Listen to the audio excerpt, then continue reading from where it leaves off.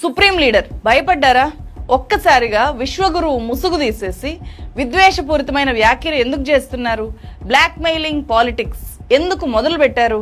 ఇలాంటి వ్యాఖ్యలు చేసినప్పుడు, ప్రధాని స్థాయి వ్యక్తి చేసినప్పుడు వీటిని చేయాల్సింది ఫ్యాక్ట్ చెక్. ఈ దేశ సంపదలో మొదటి వాటా ముస్లింలదే అని అన్నారా? 18 ఏళ్ల క్రితం అంటే 2006 డిసెంబర్ 9న నేషనల్ డెవలప్మెంట్ కౌన్సిల్ సమావేశం జరిగింది. ఆ సమావేశంలో అప్పటి ప్రధానిగా ఉన్న మన్మోహన్ సింగ్ ఏం మాట్లాడారు అనేది ఆ వీడియో ఇప్పటికీ యూట్యూబ్ లో ఉంది. అదే ఈ వీడియో ఒకసారి వినండి. I believe our collective priorities are clear.